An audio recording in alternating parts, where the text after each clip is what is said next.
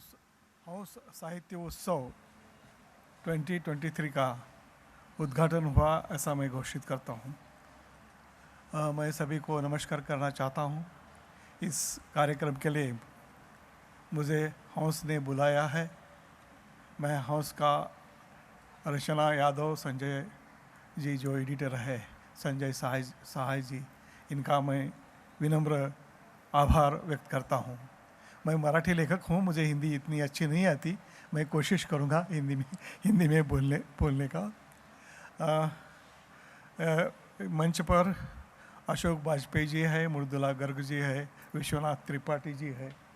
इतने महान लेखकों के साथ बैठना ये मेरे लिए सम्मान जैसा है। मुझे डर भी लग रहा है इतने महान लेखकों के साथ बैठकर आपके सामने बोलने का साहस मुझे करना पड़ रहा है। हौस का और मेरा पुराना रिश्ता है। जब भी मैं दिल्ली आता तब मैं हौस के दफ्तर में जाता था और राजेंद्र यादव जी से मिलता था। कई बार राजेंद्र यादव जी ने उनके दफ्तर में मुझे दोपहर में खाना भी खिलाया है।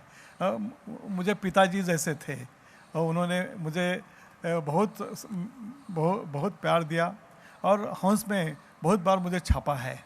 मुझे याद है कि ओम प्रकाश वाल्मीकि ने मेरे एक मुलाकात ली थी और वो हौस में छपी थी, उसकी भी बहुत चर्चा हुई थी। राजेंद्र यादव जी ने मेरे दलित ब्राह्मण इस कहानी संग्रह को, जो कहानी संग्रह वाणी प्रकाशन ने छापा है, उसको प्रस्तावना भी लिखी है। ये हौस के साथ रिश्ता है और यहाँ भी बहुत सारे रिश्तेदार आए हैं।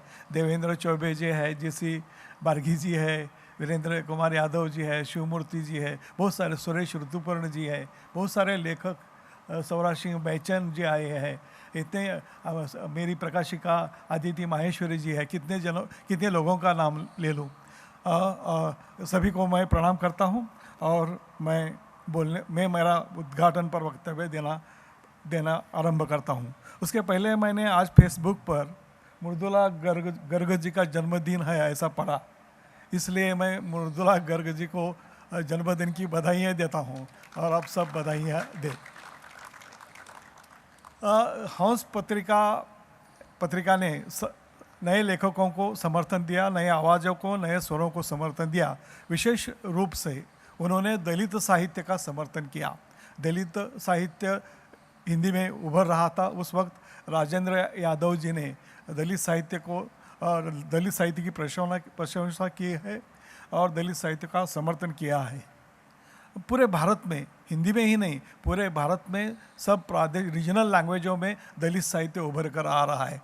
मैं एक चीज़ देखा कि प्रगतिशील लेखकों ने, आलोचकों ने दलित साहित्य का समर्थन किया, उसी के साथ भारतीय प्रगतिशील समाज ने दलित साहित्य का स्वागत किया है और उसी के कारण दलित लेखकों को लिखने के लिए आत्मविश्वास मिला, हौसला मिला और अब हम आत्मविश्वास से लिखने लगे। मैं आज जाहिर रूप से प्रगतिशील समाज का आभार मानना चाहता हूँ, उन्होंने दलित साहित्य का स्वागत किया।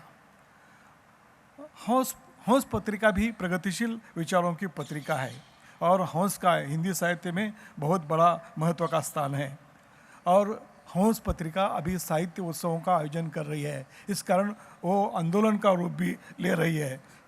मैं आंदोलन से जुड़ा हुआ लेखक हूँ। मैं एक कार्यकर्ता लेखक हूँ। मैं केवल लेखक नहीं, मैं कार्यकर्ता लेखक हूँ। आंदोलन में काम करता हूँ, आंदोलन के लिए लिखता हूँ और मेरा साहित्य एक प्रकार का आंदोलन है और आंदोलन के लिए लिखना, जीना ये मेरा मकसद है।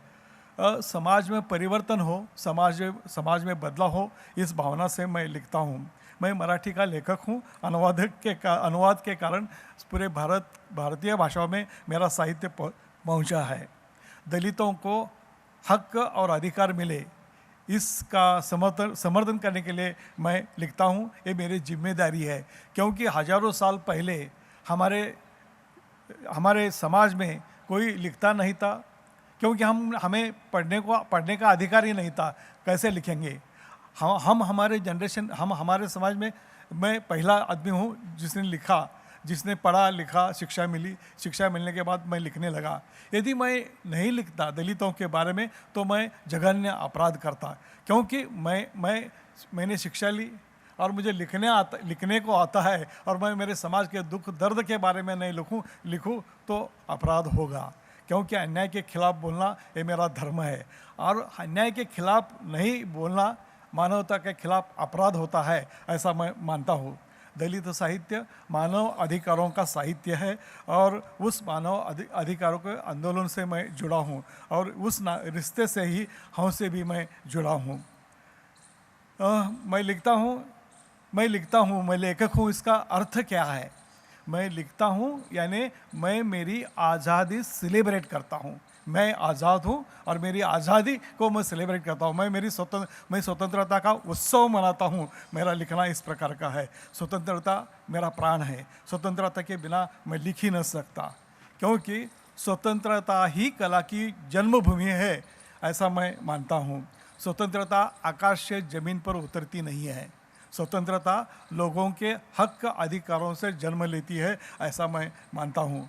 लोगों के हक अधिकारों से ही जनतंत्र जन्म लेता है, ऐसा मैं मानता हूँ। जनतंत्र में बुद्धिजीवी वर्ग की पहली जिम्मेदारी ये होती है कि जनतंत्र का पक्ष लेना और लोगों के हक और अधिकारों के पक्ष में भूमिका लेना। ये लेखकों की, बुद्धिजीवियों की ये भूमिका होनी चाहिए, ऐसा मैं मानता हूँ। और बुद्धिजीवी भूमिका नहीं लेगा तो कौन भूमिका लेगा? ये बुद्धिजीवी का फर्ज है, ऐसा मैं मानता हूँ। जनतंत्र की पहली शर्त निर्भय होना है। ये शर्त है कि निर्भय होना। आदमी जिस जनतंत्र में हम रहते हैं तो हम निर्भय रहे। मगर आज मुझे हर चेहरे पर भय का नकाब दिख रहा है, क्योंकि धर्म आक्रामक और हिंस्र बन गया है। धर्म ने भीड़ का चेहरा अपनाया है और ईश्वर सत्ता का हथियार बन गया है। आज मैं देखता हूँ ऋषि मुनि प्रार्थना करते नहीं दिखते। आज राजकीय नेता रस्तों पर महाआरती कर रहे हैं। ये बहुत जनतंत्र के लिए डरावनी स्थिति है, ऐसा मुझे लग रहा है कि जनतंत्र कहीं भीड़ के नारे का रूप न ले, ऐसा भी मुझे लग रहा है। जनतंत्र में व्यक्ति की स्वतंत्रता महत्व की होते हैं, उसको जनतंत्र में नकारा नहीं जा सकता। मनुष्य को जीने के लिए रोटी, कपड़ा और मकान की जितनी ज़रूरत है उतनी ही उसे स्वतंत्रता की भी ज़रूरत होती है, ऐसा मैं मानता हूँ। लोगों की स्वतंत्रता का अंतिम रूप राष्ट्र होता है, ऐसा मैं मानता हूँ। अणुबम से युद्ध जीता जा सकता है, मगर अणुबम से संस्कृति का निर्माण किया नहीं जा सकता। महाकाव्यों से संस्कृति का निर्माण होता है। हम लेखक हैं, हम लिखने वाले हैं। किताबें समाज को बदलती है और हम किताबें लिखते हैं।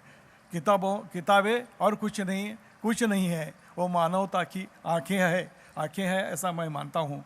और बुद्धिजीवी वर्ग हम सब किताबों के सिवा जी नहीं सकते।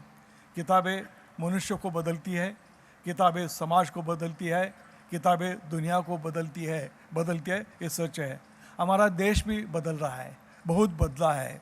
मैं जूतों के सामने बैठकर मैंने शिक्षा ली है। स्कूल में बैठने का मुझे अधिकार नहीं था। मैं स्कूल के बाहर जहाँ जूते छोड़ते थे वहाँ बैठकर मैंने शिक्षा ली है। आज मैं उद्घाटन रखते हुए दे रहा हूँ। इसका अर्थ यही है कि समाज बदला है, देश भी बदला है। देश इतना बदला है कि वो चांद पर गया है। मुझे इसका गर्व है। मगर ये भी सच है कि आज भी दलित इंसान मंदिर में नहीं जा सकता, ये वास्तविकता है। ये भी सच है कि हम गोमूत्र को पवित्र मानते हैं और दलित इंसान के स्पर्श को अपवित्र मानते हैं। इसके खिलाफ बोलना चाहिए, इस परिस्थिति को बदलना चाहिए। और दलित, आदिवासी, महिला, शोषित, वंचित ये जो लोग हैं, इन पर जो अन्याय और अत्याचार होता है उसके खिलाफ लड़ना चाहिए, बोलना चाहिए, भूमिका लेना चाहिए। आप सबके मन में अन्याय के खिलाफ विद्रोह की भावना निर्माण हो, आपके सबके मन में अन्याय के खिलाफ चीड़ निर्माण हो, ऐसी शुभकामनाएं देते हुए मैं मेरा उद्घाटन वक्तव्य खत्म करता हूँ। धन्यवाद।